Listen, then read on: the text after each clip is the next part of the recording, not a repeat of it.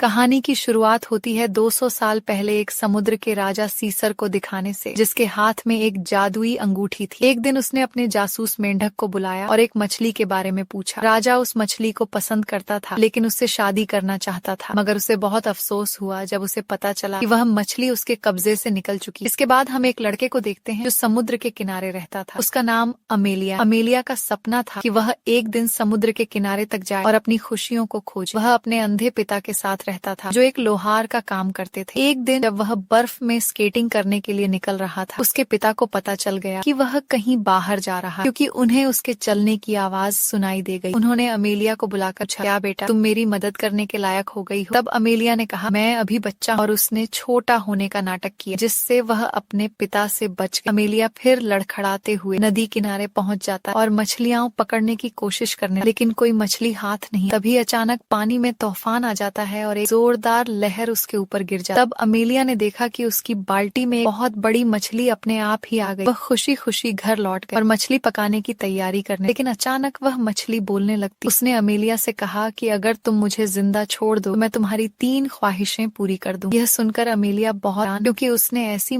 आज से पहले कभी नहीं, लेकिन अमेलिया ने बिना सोचे समझे ही कह दिया कि वह शहर देखना, लेकिन चूल्हे से हटना नहीं, क्योंकि सर्दी बहुत लगी। तब अचानक मछली ने अपने जादू से अमेलिया को चूल्हे के साथ ही घर से निकाल दिया और सीधा शहर ले गई। शहर की रोशनियां और रंग बिरंगी चीजों से अमेलिया काफी खुश और प्रभावित होता है। वह बेचारा डर की वजह से चूल्हे से चिपका रहा था और लोग उसे देखकर बहुत घबरा रहे थे कि आखिर यह क्या हो रहा। अमेलिया को वह अजीब लग रहा था, इसलिए उसने अपनी ख्वाहिश मांगी कि मैं चाहता हूँ कि फौरन गर्मी शुरू हो जाए। उसी तरह बर्फ पिघल गई और चारों तरफ धूप फैलने के साथ साथ हरियाली आ गई। लेकिन अमेलिया काफी मायूस हो जाता, क्योंकि उसने 2 ख्वाहिशें यूं ही बर्बाद कर दी थी। तभी उसका सामना डाकुओं से हो जाता। उन्हें अमेलिया के पास से कोई कीमती चीज नहीं मिली, इसलिए वे उसकी बाल्टी उठाकर ले जाने लगते। लेकिन वह किसी सूरत में उस मछली को नहीं खोना चाहता था, इसलिए वह बाल्टी छोड़कर भाग जाता और मछली को नदी में फेंक देता। लेकिन कुछ देर बाद डाकुओं ने उसे फिर से कैद कर एक पेड़ से लटका दिया। कुछ देर बाद वह नदी किनारे से एक लड़की को आते हुए, उस लड़की ने अमेलिया को आजाद किया, तो वह नदी के पास आकर मछली को ढूंढने चला जाता। लेकिन अफसोस, कोई फायदा नहीं, उसे मछली नहीं मिलती। तो अब वह अपनी तीसरी ख्वाहिश भी पूरी नहीं कर। फिर उस लड़की ने अमेलिया को अपना नाम बताया, मेरा नाम मैजिक बाई। उसकी आवाज सुनकर अमेलिया को यकीन हो कि यही वह मछली नहीं। अब अमेलिया ने उसका स्कार उड़ा लिया ताकि वह भाग न, और अपनी तीसरी ख्वाहिशें मांगने को तैयार। उसकी तीसरी बहुत, उसने कहा कि वह उसके राजा की बेटी शादी कर, जबकि उधर राजकुमारी इंग्लैंड के प्रिंस जो उसे कीमती देकर करने। राजकुमारी ने प्रिंस को एक ऐसा बाजा दिखाया जो अपने आप ही बजता था, लेकिन असल में बाजे के अंदर एक बौना आदमी उसी पर जा रहा था। सबको लगता था कि जैसे यह खुद बजता है। जल्द ही अमेलिया और बाइक भी राजा के महल में पहुंच जाते हैं और उनकी बातें सुनने लगते हैं। राजा उस प्रिंस को पसंद नहीं करते थे। उन्होंने प्रिंस को नीचा दिखाने के लिए कहा कि यह बाजा कुछ नहीं है, मैंने तो एक ऐसी बिल्ली देखी है जो गाना गाती है और लोग उसका गाना सुनकर खुद ब खुद नाचने लगते हैं। प्रिंस कहते हैं, सच? फिर तो मैं भी वह बिल्ली देखना चाहूंगा। ये सुनकर अमेलिया की आंखें चमक उठी, क्योंकि अब उसे अपनी ख्वाहिश को पूरा करने का एक मौका मिल गया था। अमेलिया खुद वहाँ आता है। उसने कहा कि वह इस जादुई बिल्ली को पकड़ कर ला सकता है, लेकिन बदले में राजकुमारी से मेरी शादी होनी चाहिए। यह सुनकर राजकुमारी काफी हैरान हो जाती है, लेकिन राजा अमेलिया की बहादुरी से इतने प्रभावित होते हैं कि वह उसकी शर्त मानने को तैयार हो जाते हैं। अब अमेलिया उस बिल्ली को ढूंढने निकल जाता, लेकिन बाइक ने उसे समझाया कि इस बिल्ली को पकड़ना आसान नहीं होता। जब भी कोई इंसान इस बिल्ली के सामने आता तो बिल्ली उसे गाना गाने को कहती। अगर बिल्ली दुख भरा गाना गाए तो इंसान रो रो कर मर जाता है, और अगर खुशी का गाना गाए तो इंसान इतना नाचता है कि तब तक नाचता रहता है जब तक उसकी मौत नहीं हो। लेकिन फिर भी वह पीछे नहीं हटता और जल्दी बाइक के साथ घने जंगल में पहुंच। फिर आखिरकार वह मुश्किल रास्ते तय करते हुए बिल्ली के पास पहुंच। बिल्ली ने उसे गाना सुनने को कहा और अमेलिया दुख भरा गाना सुनता। जब बिल्ली ने गाना गाया तो अमेलिया भी उसके साथ गाना गाने, क्योंकि यह वही गाना था जो बचपन में उसकी माँ ने उसे सुना। बिल्ली ने देखा कि अमेलिया को इस गाने से कोई असर नहीं हो रहा, तो बिल्ली रोने लगी और आखिरकार के साथ चलने को तैयार। बाइक को भी सीसर का जादू मिला, जिसने उसे कहा कि चलो, मैंने तुम्हारे साथ क्यों। शादी की तैयारियां हो चुकी हैं। यह देखकर अमेलिया को कुछ समझ नहीं आता। तब बाइक अमेलिया को बताती है कि एक वक्त था जब सीसर ने मुझे शिकारी के जाल से बचाया था, इसीलिए मुझ पर उसका कर्ज है, और अब सीसर बदले में मुझसे शादी करना चाहता है, मुझे मत बोर कर रहा है। अमेलिया और बिल्ली शाही महल पहुंच जाते हैं, जहां प्रिंस राजकुमारी का हाथ मांग रहा था। लेकिन उसी वक्त अमेलिया बिल्ली के साथ अंदर दाखिल हो जाता। बिल्ली ने गाना शुरू किया और सब लोग अपने आप ही नाचते रहते हैं। राजा अमेलिया को हुक्म देता है कि वह बिल्ली को दूर ले जाए। राजा उसकी बहादुरी से प्रभावित होकर उसकी शर्त मानने को तैयार हो जाते, लेकिन राजकुमारी शर्त पूरी होने के बाद भी अमेलिया जैसे आम इंसान से शादी नहीं करना चाहती थी। इसीलिए उसने अमेलिया को एक और मुश्किल टास्क देने का फैसला। राजकुमारी रात को अपनी मरी हुई माँ की आत्मा से उसकी माँ की आत्मा अमेलिया के लिए उसे मुश्किल काम बता। अगले सुबह प्रिंस राजा को प्रभावित करने के लिए अपना नया जादुई जूसर दिखाता। इसके अंदर भी एक बौना आदमी था जो फल और सब्जियों का जूस बना बाहर निकालता, और अब इस अनोखे जादुई जूसर को देख किंग काफी हैरान। इसी दौरान राजकुमारी भी वहाँ आ जा और अपनी अगली शर्त रख दी। उसने कहा कि मुझे एक जादुई कपड़ा चाहिए जो टेबल पर रहे, कोई भी खाने फौरन हाथ। ये सुनकर किंग अमेलिया को और उसे इस कपड़े की तलाश का जिम्मा। जल्द ही अमेलिया और बाइक इस जादुई कपड़े की तलाश। रास्ते में बाइक अमेलिया को बताया यह जादुई कपड़ा दो भाइयों के। थोड़ी देर बाद वे एक छोटी सी झोपड़ी पर जहाँ रहने वाले बाबा से थोड़ा खाना। बाबा उन्हें थोड़ा सा खाना देते हैं, इस बार नहीं, इसीलिए बेटा ज्यादा खाएं। यह सुनकर अमेलिया ये लोग कितनी मुश्किल वक्त गुजर और उसका दिल उनके लिए पिघल। लेकिन बाइक बाबा और पत्नी के प्यार और वफा आगे की तरह एक रे को पूरा कर। फिर दोनों काफी देर तक चलने के बाद पत्थरों के शायर पहुँच जाते हैं, जहाँ दो आदमी लगातार खाते जा रहे थे। ये वही भाई थे जिनके पास कपड़ा था। वे दोनों खा खा कर अपनी जिंदगी से तंग आ चुके थे और चाहते थे कि कोई आए और यह कपड़ा हमसे ले जाए। अमेलिया ने उनके पास जाकर कपड़ा चुराने की कोशिश की, लेकिन दोनों भाई उस पर नारियल से हमला कर देते हैं और उसे मार मारते हैं। उन्होंने उसे बेहोश कर दिया। फिर बाइक उनके पास जाकर उनसे पानी मांगती। जब उन्होंने पानी में अपनी परछाई देखी तो उन्हें बहुत अफसोस हुआ। वे याद करते हैं कि वे पहले बहादुर सिपाही हुआ करते जो तुर्की के सुल्तान का मुकाबला करते, लेकिन अब वे इतने मोटे हो चुके हैं कि उनके लिए चलना भी मुश्किल हो गया। जब वे बाइक को कपड़ा ले जाने देते हैं तो पूरे वक्त पर उनका इरादा बदल जाता। बाइक एक चालाक लड़की, वह तेजी से कपड़ा और अमेलिया दोनों को लेकर वहाँ से फरार हो जाती। जब अमेलिया को होश आता तो वह अपनी होने वाली पत्नी राजकुमारी के लिए पोशाक तोड़ता है। बाइक उसे समझने की कोशिश करती, राजकुमारी तुम्हें जान से मारना चाहती और तुम हो उसके प्यार में इतना पागल हो रहा। लेकिन अमेलिया उसकी बात सुनने को तैयार नहीं। उसने बाइक को राजकुमारी के लिए लिखी गई अपनी कविता सुन, जिसमें आखिर वह उसे शादी के लिए इस कविता ने बाइक के दिल को। उसने देखा कि अमेलिया किस बात से भरा हुआ और वह राजकुमारी से कितना। वह उस कविता में इतनी उसने शादी के लिए, लेकिन तभी बाइक ने खुद को कंट्रोल किया और वह ख्यालों से उसने कहा कि तुम्हें किसी और से शादी करना, कि उस घमंडी नाजुड़ी राज। अब जब वह कपड़ा लेकर शहर पहुंची तो किंग और राजकुमारी को भी खबर मिल जाती है कि अमेलिया कपड़ा लेकर वापस आ गया। वे दोनों फौरन चौराहे पर पहुंचते हैं। उन्होंने देखा कि अमेलिया सारे शहर वालों को मुफ्त खाना बांट रहा था। उस कपड़े की मदद से उसकी इस काम ने सभी की खुशियां फैला दी। सबने अमेलिया की दिल से बहुत तारीफ की। राजकुमारी कहती है कि वह अमेलिया से शादी करने को तैयार है, लेकिन उसकी आखिरी शर्त यह है कि अमेलिया को मेरी मरी हुई माँ की आत्मा से हमारी शादी की इजाजत लेनी होगी। अमेलिया फिर से इस शर्त को पूरा करने के लिए तैयार हो जाता है। रात को बाइक ने उसे मरे हुए लोगों की दुनिया में जाने का रास्ता बताया, लेकिन उसने अमेलिया को अलर्ट भी किया कि आज तक कोई भी वहाँ से वापस नहीं आया। लेकिन अमेलिया फिर भी अपनी बात पर डटा रहता। रास्ते में वह दोनों अमेलिया के पिता से मिलते, लेकिन अमेलिया चुप रहता था ताकि उसके पिता को पता न चले कि वह यहाँ। इस दौरान उसके पिता ने बाइक के सामने अमेलिया के बारे में सब अच्छी बातें कही। जल्दी उन्हें एहसास हो गया कि अमेलिया भी यही, और उन्होंने उसे आवाज लगाकर बुलाया। अमेलिया अपने तमाम शरारतों के लिए उनसे माफी मांगता है और बाइक से अपनी आखिरी ख्वाहिश मांगने का फैसला करता है कि यह उसके पिता की आंखों की रोशनी वापस आए। बाइक ने उसकी यह ख्वाहिश पूरी कर दी और उसके पिता बिल्कुल ठीक हो। फिर दोनों नदी किनारे पहुंच जाते हैं। अमेलिया बाइक का शुक्रिया अदा करता है और उसका काम वापस कर देता, लेकिन बाइक अब भी उसके साथ बढ़ती रही। फिर वे दोनों मरे हुए लोगों की दुनिया में पहुंच जाते। वहाँ का राजा उनसे मिलने और पता चलता है कि बाइक की बेटी जो कभी अपने पिता के गुस्से की वजह मछली बनी, यह उस पर एक किस्म का कर्ज। बाइक ने अपने पिता से कहा कि राजकुमारी की माँ की आत्मा को बुलाओ, और जब उसकी आत्मा आई तो पता चलता है कि उसे भूखे इनकी सजा मिली थी, जिसकी वजह से उसकी मौत हो गई थी। उसने राजकुमारी की माँ से कहा कि मैं तुम्हारी बेटी से शादी करना चाहता हूँ, लेकिन वह इनकार कर देती। बाइक के पिता को यह देखकर लगा कि उसे इस लड़के की मदद करनी चाहिए, तो उसने राजकुमारी का कर्ज श्राप हटाकर उसे खाना दिया, जिससे वह शादी के लिए राजी हो जाती। उधर राजा भी यह सब देख रहा था और वह खुशी से झूम उठता। बाइक ने अपने पिता को अलविदा कहा, लेकिन वह कहते हैं कि यहाँ से निकलते ही अमेलिया ये सब भूल जाएगा जो उसने यहाँ देखा। ये सुनकर बाइक दुखी नजरों से अमेलिया को देखती, फिर मुस्कुराने लगती। अगली सुबह जब अमेलिया की आंख खुलती है तो वह बाइक को भूल चुका। वह वहाँ से भाग जाता राजकुमारी के पास जाने के लिए, और बाइक से मछली बनकर पानी में चली जाती। लेकिन राजकुमारी के पास जाकर अमेलिया उसी पर पोस्ट करने की बजाय यह कह देता कि मुझे किसी और से प्यार हो। लेकिन वह कौन? यह सुनकर राजकुमारी ने अमेलिया को गिरफ्तार करवाने का हुक्म, उसे चौराहे पर ले जाए जहाँ ऐलान है उसने जो भी कारनामे वह ज्यादातर की मदद से की, इसलिए अब राजकुमारी को सजा देने के जुर्म में से मौत। यह सुनकर राजा उदास होकर अपने आखिरी समय में अमेलिया अपने बहन और अपने पिता के साथ गुजरता, जब यह अचानक बाइक दोबारा वहाँ और उसे उड़ाने के लिए रखने का, यह नहीं कि वह उसकी ख्वाहिशें राजकुमारी छोड़ दे, वह अपनी